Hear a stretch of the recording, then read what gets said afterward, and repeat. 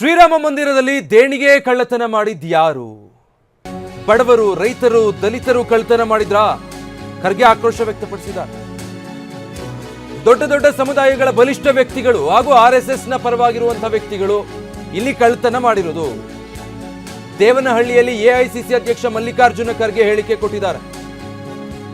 ಬೆಂಗಳೂರು ಗ್ರಾಮಾಂತರ ಜಿಲ್ಲೆ ದೇವನಹಳ್ಳಿ ಪಟ್ಟಣದಲ್ಲಿ 20,000 ಕೋಟಿಗೂ ಹೆಚ್ಚು ಮೌಲ್ಯದ ಚಿನ್ನ, ಬೆಳ್ಳಿ ಕದ್ದ ಮಾಹಿತಿ ಇದೆ.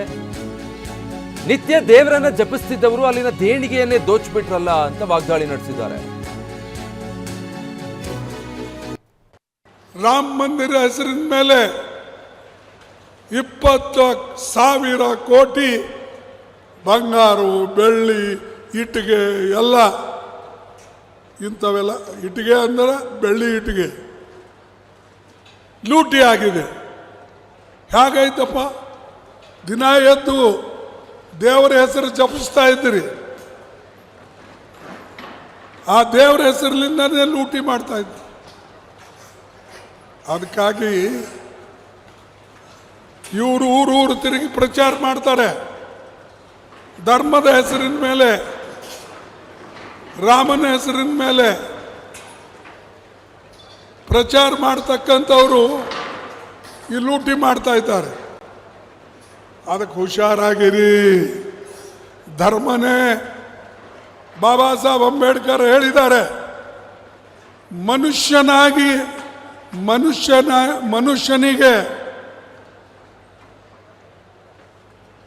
ಧರ್ಮದ ಅವಶ್ಯಕತೆ ಇದೆ. ಆದರೆ ಧರ್ಮಕ್ಕಾಗಿ ಮನುಷ್ಯ ಹುಟ್ಟಿಲ್ಲ. ಇಲ್ಲಿ ಧರ್ಮ ಇದೆ ಅಂತ ಹೇಳಿ ನಾನು ಹುಟ್ಟಿಲ್ಲ. ನಾವು ಹುಟ್ಟಿದ ಮೇಲೆ ನಾನು ಬುದ್ಧಿಸ್ಟ್ ಆಗ್ಬೋದು, ನಾನು ಹಿಂದೂ ಆಗ್ಬೋದು, ನಾನು ಕ್ರಿಶ್ಚಿಯನ್ ಆಗ್ಬೋದು, ನಾನು ಸಿಖ್ ಆಗ್ಬೋದು, ಜೈನ ಆಗ್ಬೋದು, ಯಾವುದಾದ್ರೂ ಆಗ್ಬೋದು. ಆದರೆ ಮನುಷ್ಯ ಇಲ್ಲಿ ಒಂದು ಧರ್ಮ ಇದೆ, ಇದಕ್ಕೆ ನಾವು ಹುಟ್ಟಬೇಕಂತ ಹುಡ್ತಾರ? ಈಗ ನಾವೆಲ್ಲ ದಲಿತರಾಗಿ ಇರಬೇಕಂತ ಹುಟ್ಟಿದ್ದ? ಇದು ನೀವು ನೆನಪಿನಲ್ಲಿ ಇಟ್ಕೊಳ್ಳಿ. ಬರೇ ಧರ್ಮದಿಂದನೇ ಉದ್ಧಾರ ಆಗ್ತದೆ ಅಂತಿಲ್ಲ. ಹಾಗಾಗಬೇಕಾಗಿದ್ರೆ ಧರ್ಮ ಸಾವಿರಾರು ವರ್ಷದಿಂದಿದೆ, ಮತ್ತೆ ಯಾಕೆ ನಮ್ಮ ಉದ್ಧಾರ ಆಗಿಲ್ಲ?